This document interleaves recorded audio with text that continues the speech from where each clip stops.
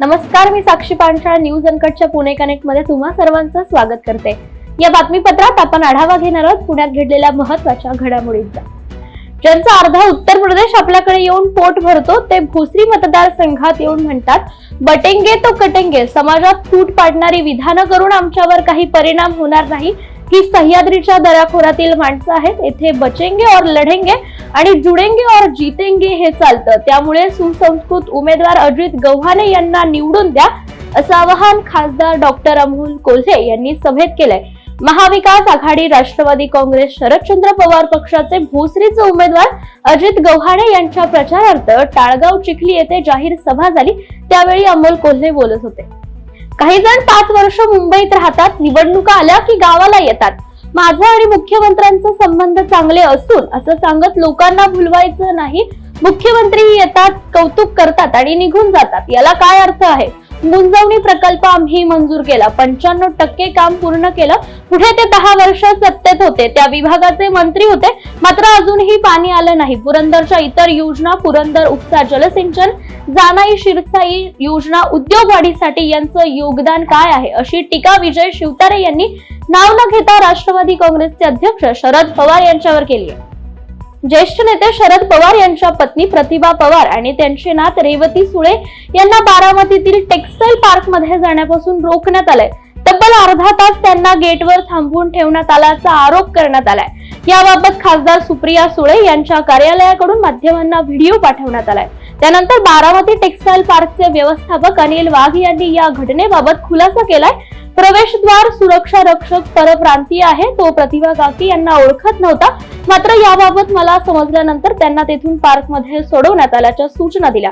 त्यानंतर प्रतिभा काकी पार्क मध्ये आल्या, असा खुलासा टेक्सटाईल पार्कच्या व्यवस्थापकाने केली आहे।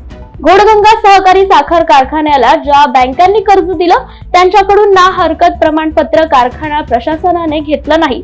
तसंच कारखाने भाग भांडवल कमी आहे, कर्ज शक्ती कमी असल्यामुळे घोडगंगाचा एनसीडीसीचा कर्ज प्रस्ताव मान्य केला जात नाही, ही खरी वस्तुस्थिती आहे। केंद्रीय सहकार मंत्री अमित शहा यांच्या माध्यमातून घोडगंगाचं एनसीडीचे कर्ज मंजूर करून हा कारखाना सुरू करणारच, असं उपमुख्यमंत्री अजित पवार यांनी ठणकावून सांगितलंय। शिरूर तालुक्यात न्हावर येथे महायुतीचे उमेदवार ज्ञानेश्वर उर्फ माऊली कटके यांच्या प्रचारार्थ आयोजित प्रचार सभेत उपमुख्यमंत्री अजित पवार बोलत होते। निवडणुका जिंकण्यासाठी भारतीय जनता पक्षाने देश तोडण्याचं काम केलं, असा हल्ला तेलंगणाचे मुख्यमंत्री रेवंत रेड्डी यांनी भारतीय जनता पक्षावर चढवलाय। याचा प्रतिकार सर्वांना एकत्र राहूनच करावा लागेल, असं ते म्हणाले। महाविकास आघाडीतील काँग्रेस उमेदवारांच्या प्रचारार्थ रेड्डी यांची काँग्रेस भवन मध्ये आज पत्रकार परिषद झाली।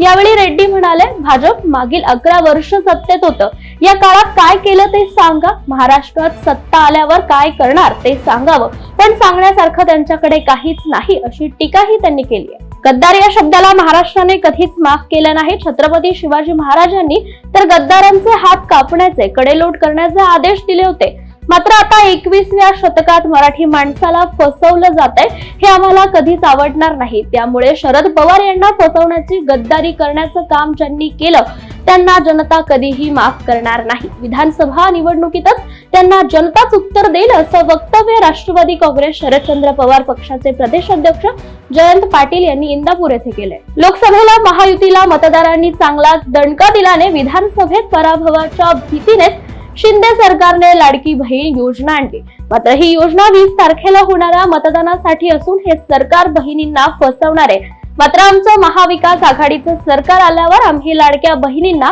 3000 रुपये देणार आहोत, असं मत खासदार निलेश लंके यांनी वडगाव शेरीतील सभेत व्यक्त केले। पिंपरी चिंचवड शहरात नव्याने होणाऱ्या गृह प्रकल्पांचा पाणी पुरवठा, सुरक्षा आणि पुणे नाशिक महामार्गावरील वाहतूक कोंडी या प्रश्नांच्या गर्तेत असलेल्या भोसरी मतदारसंघात यंदा महायुतीतील भाजपचे महेश लांडगे हॅट्रिक साधण्याच्या तयारीत आहेत। राष्ट्रवादीच्या अजित पवार गटाकडून शरद पवारांकडे परतलेल्या अजित गव्हाणे यांनी त्यांच्या पुढे तगडं आव्हान उभं केलंय।